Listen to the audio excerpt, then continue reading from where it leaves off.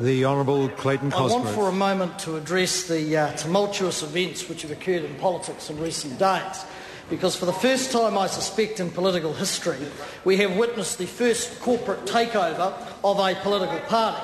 But I have to say, with Dr Brash taking over from Mr Hyde, but I have to say we should celebrate this fact as parliamentarians, of keepers of democracy, because I say, Mr Speaker, the system works. The swamp is being drained, the political scum is being scraped off the top of the spot pond, and in 7 months' time, Mr Rodney Philip Hyde will not be in this place.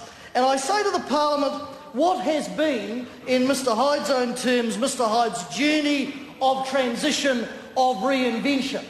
Well, it's been a journey, all right, sir, from perk buster, from a person who was a wrecker, not a builder or a person of ideas in this place, who took great delight in tearing down not only members of this Parliament, but those near and dear to them.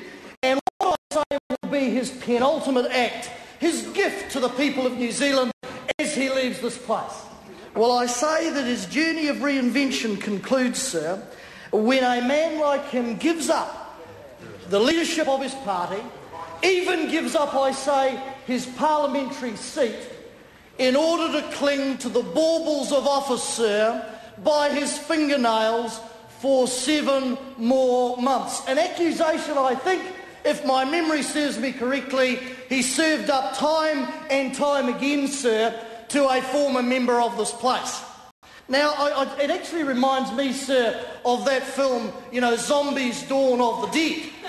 Because in that film, as I recall, sir, on the stroke of midnight, the zombies sort of emerged from the ground, stalked around the parish, stalked around the streets. These are entities, I'm told, sir, that eat each other and even eat the living dead, as Mr Hyde, I think, will become known in this place. It reminds me, sir, of that movie.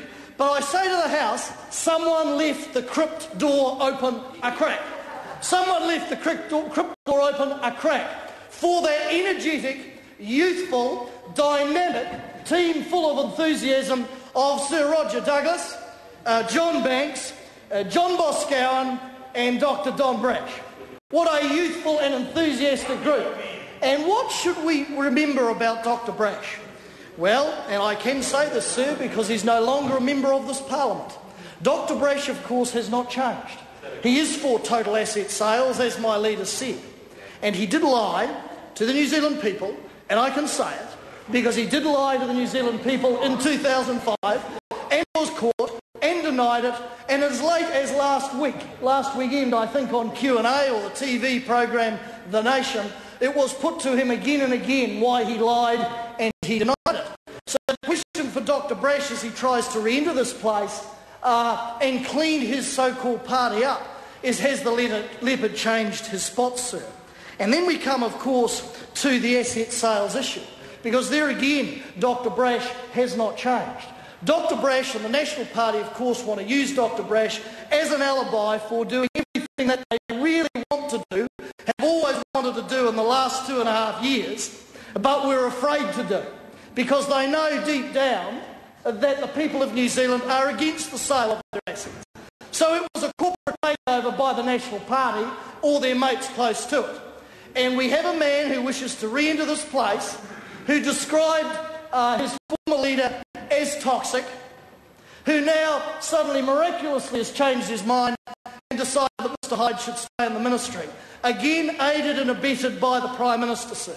The same Prime Minister who aided and abetted Mr Hyde in some of his antics in this place, in respect to Mr Garrett, in respect to his rorting of the system, in respect of his misuse, sir, of taxpayer-funded money.